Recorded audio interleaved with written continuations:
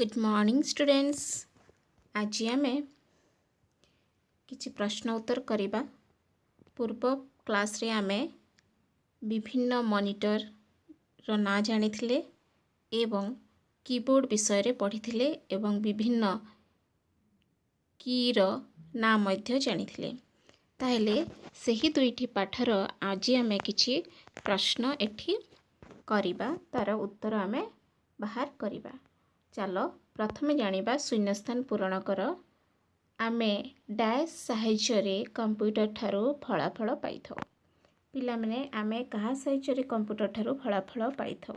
एहार उत्तरटी हेबो monitor. Monitor ठारू आमे कंप्यूटर ठारू फलाफल पाइथौ।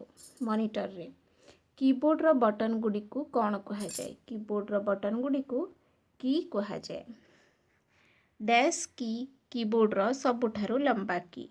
पिला माने एहार उत्तर हैला स्पेस बार की। स्पेस बार की कीबोर्ड रो सबुठारु लंबा की। तापर हैला ए रु जेड पर्यंत की गुडी को डैश की कहा जाय। तुमे जानिछ ए रु जेड पर्यंत की गुडी को आमे अक्षर की बा अल्फाबेट की बोली कहि थाउ। ता परवर्ती प्रश्न हैला 0 रु 9 पर्यंत की गुडी को डैश की कहा जाए। 0 रु 9 पर्यंत की गुडी को संख्या की बोली कहा जाए। 1 रु F12 पर्यंत की गुडी को फंक्शन की कहा जाए। फंक्शन की। तापरे कीबोर्ड एक डैश यंत्र। कीबोर्ड एक इनपुट यंत्र।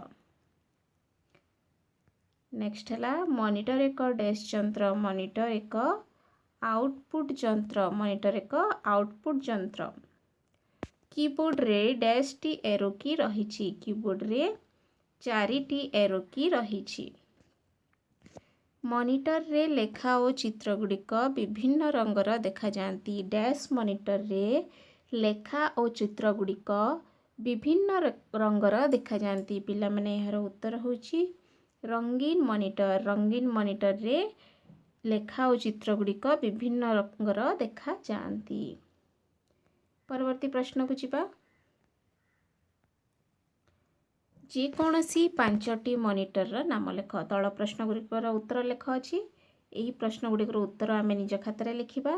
प्रथमे हैला जे कोनसी 5टी मॉनिटर नाम लेख। पिला माने तुमे पढिछ विभिन्न मॉनिटर ना जेपरी कला धला मॉनिटर, रंगीन monitor, LCD monitor, LED monitor, TFT monitor इत्यादि। ताहले आमे 5टी मॉनिटर ना लिखिबा। एवं परवर्ती प्रश्न हैला कीबोर्ड रो विभिन्न की गुड़िकर नाम लेख। विभिन्न की गुड़िक आमे जानिछे अक्षर की, संख्या की, स्पेस बार की, डिलीट की, होम की, एंटर की, शिफ्ट की इत्यादि। आमे विभिन्न की गुड़िकर नाम लिखिबा एवं एही प्रश्न गुड़िकर उत्तर मने रखिबा। ताहले पिला माने एही सब प्रश्न गुड़िकर उत्तर निज खातारे करिबो एवं मो पाखकु पठेइबो। धन्यवाद।